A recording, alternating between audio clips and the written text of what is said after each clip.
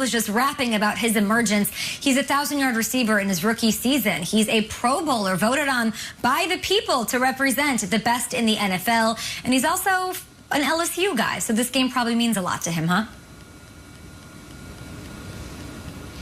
This game's going to mean a lot to him, Kay, and he lit up when I asked him about it earlier this week. A Louisiana native, as you said, he played for the LSU Tigers, and he was last year in this stadium back in January, helping them win a national championship. Now, I did say, look, the crowd was reduced from 6,000 to 3,000 because of COVID. How many friends and family have reached out for tickets? And he couldn't give me the exact number, but he said it's at least in the double digits, and his teammates did him a solid. They pretty much gave him all the tickets that they had. So he will have quite the cheering section here. But when we talk about Justin Jefferson and what he's done, as you said, he got a Pro Bowl nod his rookie season. Saints head coach Sean Payton says that's not exactly easy. They had high grades on him, but of course the Minnesota Vikings picked him 2 picks ahead of the Saints. It was Mike Zimmer who said the thing that really stands out about him is a couple of things. It's his catching radius. It's his ability to go up and get the ball. But more importantly, when the throw's not exactly perfect, he makes it look perfect. Now, defending him is one thing, but you also have to keep in mind they've got Dalvin Cook on this roster, as well as Adam Thielen, who helped set up that play that sent the Saints home early last year in the wild card game. This means that Malcolm Jenkins and Chauncey Gardner-Johnson are going to have to step up because the Saints are going to be without their safety, their starting safety, Marcus Williams. Did you see that, Kay? I almost said Cowboys there. That's how used to talking about that Dallas team I am. No, definitely a safety for the Saints, though. Dual threat, triple threat. I've seen you do it for the Titans. Quickly, when you bring up that Vikings game to last year and the miracle, when you bring up the Vikings to the Saints locker room, are they like, enough already, Jane, stop asking me about it? Or do they want it and they're using it as motivation? You know, I think they obviously use it as motivation. It's interesting when you even talk about this game with Sean Payton. He got a little spicy this week when we talked about it. He'll remind you that they've got a winning record against them in the regular season, but something that resonates with them is that they are 2-0 against them in the playoffs, something they hope to turn around. Thank you so much. Later, Slater. Merry Christmas to you. I don't know why you're laughing. I don't know if it'll text me. I don't know what's going on. But we're going to look at the playoff picture because the Vikings need this one. They are still in it, hanging on. They got a shot at the wild card. The Saints trying to right the ship after a 2-game losing streak over in the AFC. The number 3 seeded Steelers are on a losing streak of their own. They've lost 3 in a row. Huge one. Huge. 10-4 Colts on Sunday. Kyle, do you think the Steelers' slide is temporary, or is Pittsburgh really as bad as they have looked of late? 3 losses. It's tough. I don't even know if we can define it as a slide. Like 3 in a row it's a free fall almost. And I'm reminded right now, first of all, my children are upstairs sitting amongst the wrapping paper. I'm running downstairs to talk NFL football with you. I feel very, very blessed. This is a very cool day. And I look at the Steelers. I remember Peter was talking earlier in the week that they have this weird combination of the young, cool guys, you know, cool maybe if you agree or not, and then like the old Roethlisberger. It's like generations colliding. In my home right now, we're trying to instill something. I don't know what it is. We're trying to give our kids old-fashioned presents, and they love them, like a Rubik's Cube and a yo-yo.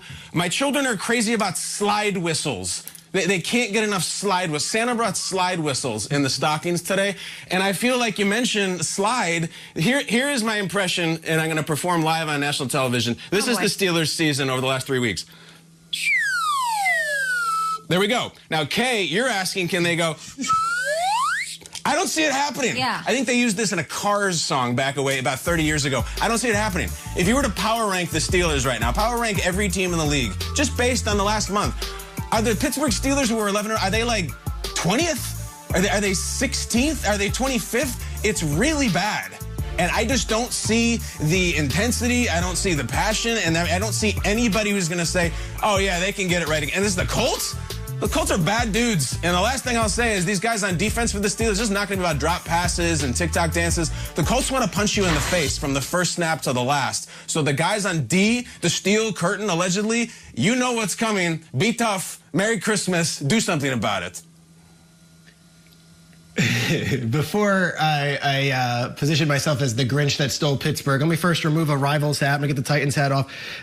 Kyle, you're incredible. Okay. I love all three of you. Kyle, Slide Whistle on Christmas morning is our show. I appreciate it. Fantastic. How about Jane Slater sitting in an empty Build them up, Peter. Christmas morning doing work for us? Fantastic. But now, let me bury the Steelers here for you on this beautiful Christmas morning. I hate doing this, I hate being the Grinch, but here it is. There's a chance they are what they are. Like, there's a chance this is what they are, and that is just what it is. Like, there is a history of teams that come out hot out of the gates, and then the season just gets away from them, and then we never talk about them again. Let's look at just three notable ones from this century alone. I mean, you go from there was a 2008 Kerry Collins-led Titans team that went 10-0, and they lost in the divisional round. The Ravens beat them. Joe Flacco went into there and beat them, and that was that. We never talk about that team. 2013 Chiefs, 9-0. Guess what? 2-5, lost in the wild card round. We never talk about them. Guys, very recently, the Bengals started 8-0. Guess what? 4-4. Like, it happens. It's okay. I don't see it. I don't miraculously see this team pulling it all together. It's not just because of TikTok dancing. It's because they've lost a ton of games. Their offensive line looks suddenly very old. Their quarterback doesn't look like he's comfortable in the pocket. There's no run game. The defense is riddled with injuries.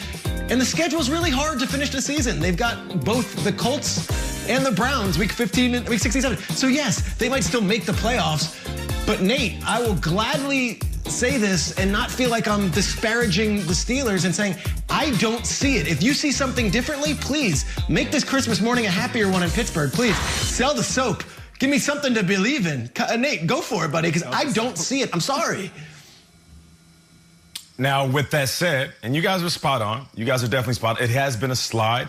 The offense, it just looks inept. Big Ben, he looks his age.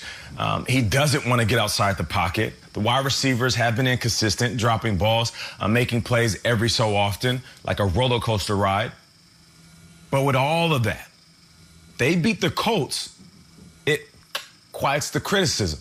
And they can, because all of these things that we're talking about can be fixed. Can receivers run routes and catch balls? Yeah, of course. You can fix that overnight. You spend an extra hour at practice, your confidence will go sky high. Can you fix the offense and say, okay, Big Ben, listen, you're not going to nickel and dime your way down the field because teams are starting to figure out that you want to get the ball out of your hands sooner than later. So they're actually dropping into your windows and getting their hands up and batting all your balls down. We're going to have to open up the offense a little bit and go downfield earlier in the game instead of waiting to the third or fourth quarter. Can you fix that? Yes. Can you get your morale back, that swag back? Yeah.